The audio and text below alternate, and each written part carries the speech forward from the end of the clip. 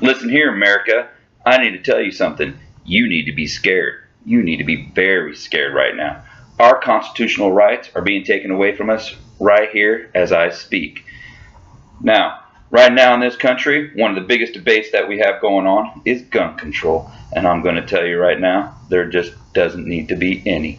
So, let's go ahead and start with the basics. Our country was founded on certain rights given to us through our Constitution. What's the first one? Freedom of speech. That same Constitution that gives me the right to sit here and say whatever I want is the exact same Constitution that gives me the right to bear arms. And I'm going to show you right here. I am a proud carrier of my own pistol, but I'm just going to use this as an example, and you will learn later in the video why. So, one of the things I want to start by telling you is that we have this constitutional right to carry guns. And I live in a state where I don't need a license to do that. I'm allowed to carry openly, or I'm allowed to carry concealed. So I don't really have to worry about it here. But we have a huge debate going on, and we have a president that's just deciding to take the matter into his own hands and pass laws just through him alone. So let's just go ahead and get started here. One of the problems is that we here as Americans think that guns are the problem. Well, they're not. I'm going to start telling you what the problem is. People are the problem. The hearts that we have, that's the problem. All right, America, we need to start concentrating on what we need to do as a person to solve this problem of violence in our country.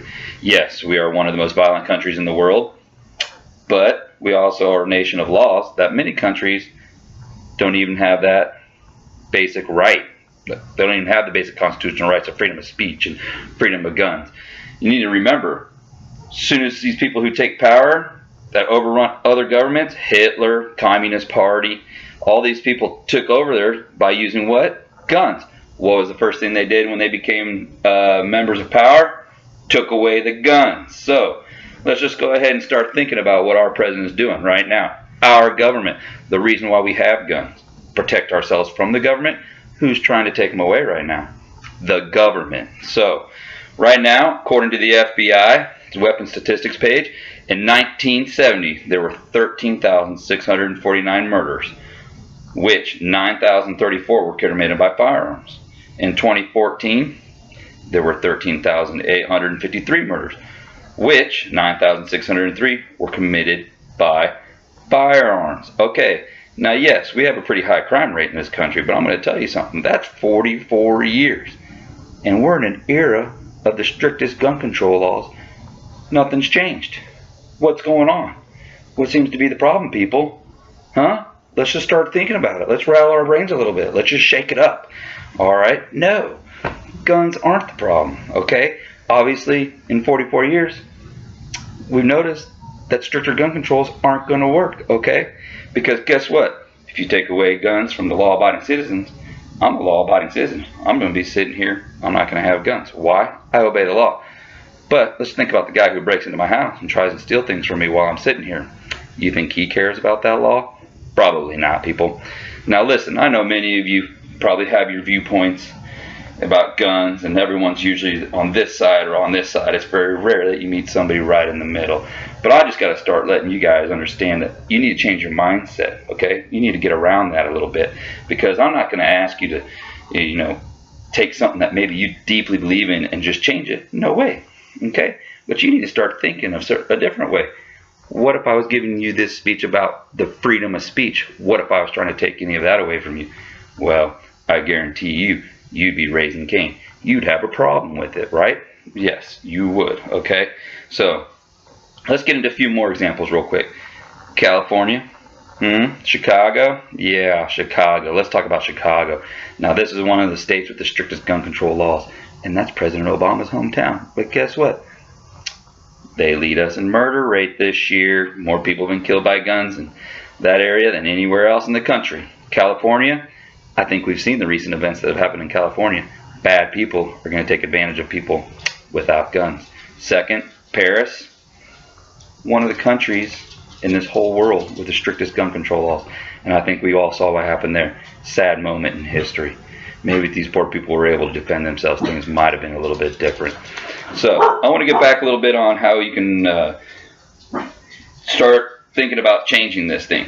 Don't think of it as gun control. Think about someone taking away your basic rights. Like I said, if the First Amendment was being trampled on and someone was trying to take that away from you, you'd be fighting tooth and nail to get that changed. Well, guess what? This is also a constitutional right. There is nothing in the Constitution that says, well, I need a license. Oh, I need a background check. Oh, you know, I need all these little rules in order to get a gun. No. It says I have the right to bear arms. A well-formed militia and the personal citizen have a right to bear arms. Why? To protect ourselves. Protect ourselves from the same government that's just trying to take these rights away from us, ladies and gentlemen. So, with that being said, some of the things you can do, vote. Okay? Think about how you're voting this year. Is he a gun control advocate, or is he someone who's trying to protect our liberties as Americans in this country?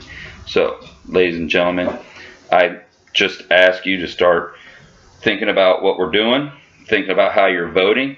You can write your congressman. You can even write the President of the United States. Right there. That's one of the problems we have, free speech. You can do those things, okay? So, with that being said, think about it this year. We're going to get a new president. Let's just think about who we're going to put in there. So, with that, I just want to go ahead and let you know something. I've been at this speech for 6.5 minutes. This gun has been sitting beside me for that entire time, and never once did it walk away and go hurt anybody. Ladies and gentlemen, since the time of Jesus, Cain and Abel killed people with a rock. Okay? We need to work on our hearts, ladies and gentlemen. That's where the issue is at. We need to all have to get a little bit of Jesus in our hearts, a little bit of Jesus in our lives. That's the only thing that's going to solve this issue, not taking away my constitutional rights. So, with that being said, I also want to let you know what I always tell all my friends. You can't have the First Amendment without the Second Amendment. And remember what happens. If they take away the Second Amendment, guess what comes next? They start taking away your First Amendment. You won't be able to see these speeches anymore. I won't be allowed to say what I want. Remember that, America, next time you go out and vote. Thanks for your time.